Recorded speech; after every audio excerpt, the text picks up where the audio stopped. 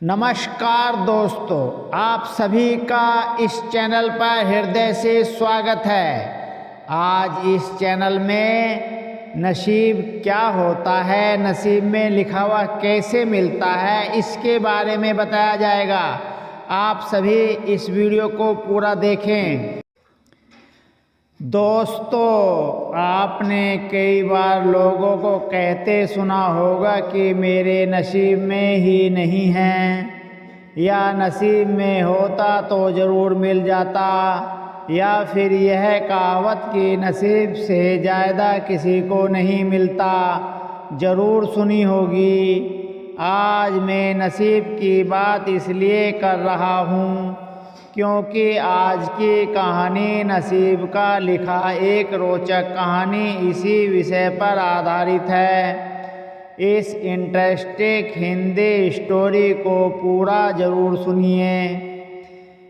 15वीं सदी की यह कहानी है।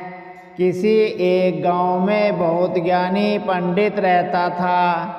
पंडित आजू बाजू के सारे ही गांवों में बहुत प्रख्यात था और इसी वजह से धनवान भी था। पंडित का परिवार ज़्यादा बड़ा नहीं था।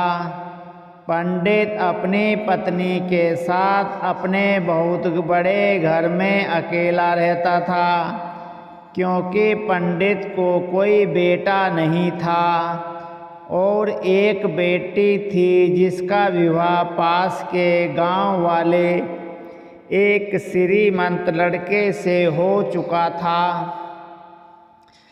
पंडित ने शादी से पहले अपने होने वाले दामाद की अच्छे से जांच पड़ताल की थी और अपनी बेटी का भविष्य भी ठीक से पढ़ा था। तब जाकर उसने बेटी की शादी की थी, लेकिन चंद सालों में ही पंडित का दामाद पूरी आदतों के चंगुल में फंस गया। जुआ और शराब की बुरी लत से उन्हें सड़क पर लाकर रख दिया था। अपने बेटी की ऐसी दुर्दशा देखकर पंडित की पत्नी काफ़ी दुखी होती थी और अक्सर पंडित जी को कहा करती थी कि तुम जाकर उनकी मदद कराओ। पंडित हमेशा अपनी बीवी को यह कहकर उनकी मदद करने के लिए मना कर देता था कि अभी कुछ समय तक उनका बुरा वक्त चलना है। हम चाहे कितनी ही कोशिश कर लें, जो उनके नसीब में नहीं है वह उन्हें नहीं मिल पाएगा।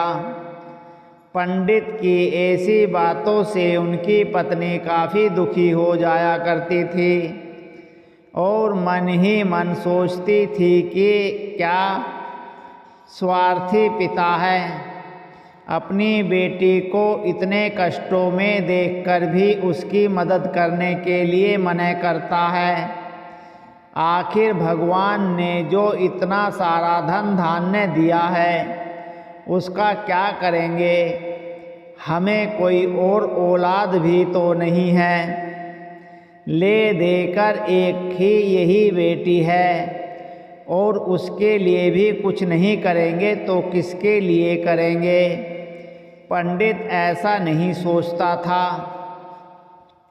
ऐसा नहीं है कि पंडित अपनी पुत्री से प्रेम नहीं करता था, लेकिन अब उसने अपनी पुत्री की कुंडली इतने अच्छे से पढ़ी थी और वह यह पहले से ही जानता था कि वह चाहे किसी भी लड़के से शादी कर दे, लेकिन उसके जीवन में यह समय आने वाला ही था और बिना इसे भुगते उसका छुटकारा नहीं मिलने वाला था। एक दिन खाने पीने के लिए भी मोहताज हो चुके पंडित जी के बेटी और दामाद उसके घर पर आए।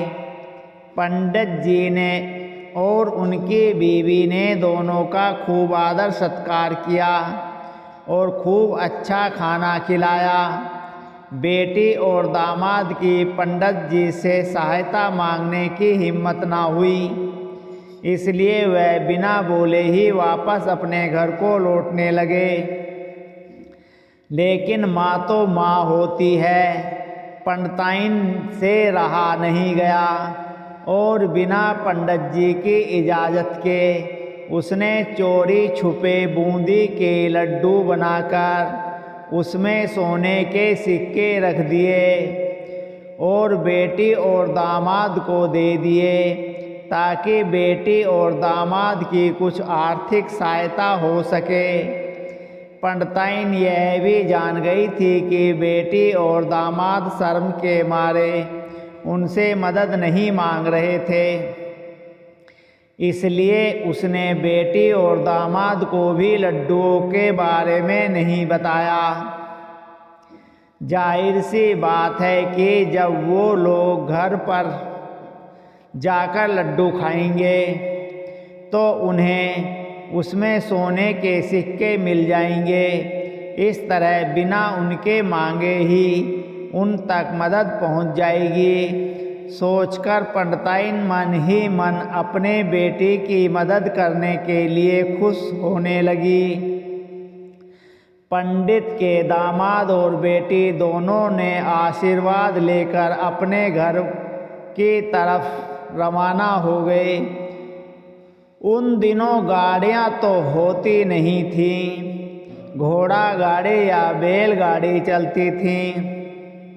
पैसे ना होते तो और चीज़ों से भी व्यापार चलता था। बेटी और दामाद का गांव पंडित के घर से कोसों दूर था, फिर भी पैसों की कमी के चलते वह पैदल ही अपने गांव की तरफ निकल पड़े। थोड़ी दूर ही चले थे कि पंडित की बेटी के पैर में मोच आ गई और अब उसको चलना भी मुश्किल हो गया। पंडित के दामाद ने जब देखा कि उसकी बीवी अब बिल्कुल चलने में सक्षम नहीं है, तो उसने एक तांगा अपने घर तक किराए पर ले लिया। दोनों पति पत्नी तांगे में बैठकर घर तक पहुंच गए, लेकिन तांगे वाले को देने के लिए उनके पास पैसे नहीं थे। इसलिए पंडिताइन ने जो बूंदी के लड्डू दिए थे उन्होंने वही लड्डू तांगे वाले को दे दिए। तांगे वाले ने वे बूंदी के लड्डू ले जाकर वहाँ से चला गया।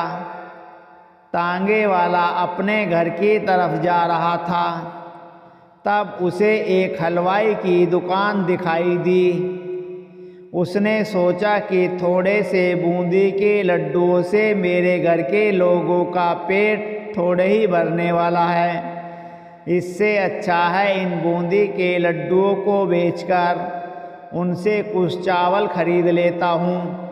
तांगे वाले ने बूंदी के लड्डू हलवाई को बेच दिए। जिस गांव में वह हलवाई रहता था, उसी गांव में एक आदमी ने अपने घर पर पूजा रख रखी थी और उसी पंडित को उस पूजा के लिए बुलवाया था। पूजा में लगने वाले प्रसाद के लिए उस आदमी ने उसी हलवाई से बूंदी के लड्डू लिए। वहाँ पर उस तांगे वाले ने बेचे थे। हलवाई ने भी उस तांगे वाले से खरीदे हुए लड्डू ही पहले दिए ताकि वह खराब ना हो जाएं, क्योंकि वह नहीं जानता था ये लड्डू कब के बने हैं।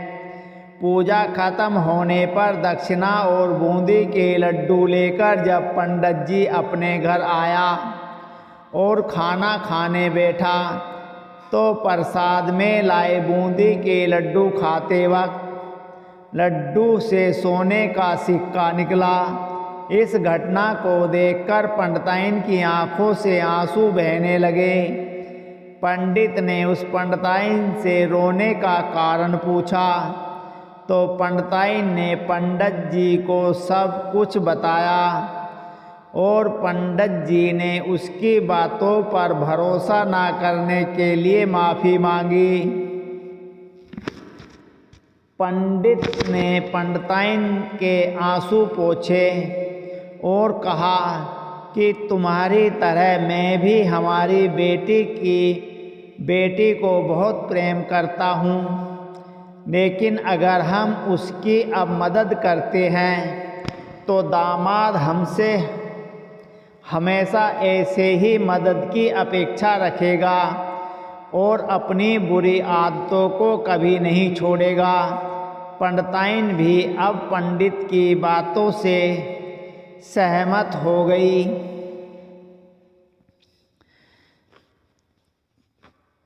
2-3 महीने बीत गए। पंडित के दामाद और बेटी फिर से एक बार उनके घर आए और इस बार उनकी परिस्थिति पहले से बेहतर थी, क्योंकि पिछली बार खाली हाथ जाने के बाद दामाद ने नया काम शुरू किया था और अपनी सारी बुरी आदतें भी छोड़ दी थीं। दोस्तों, नसीब का लिखा नहीं बदलता। यह कहानी आपको कैसी लगी? क्या आप भी नसीब पर भरोसा करते हैं या फिर आप उन लोगों में से हैं जो अपना नसीब खुद अपने हाथों से लिखना चाहते हैं? अपनी राय, अपनी बात कमेंट में ज़रूर लिखकर हमारे पास तक भेज दें।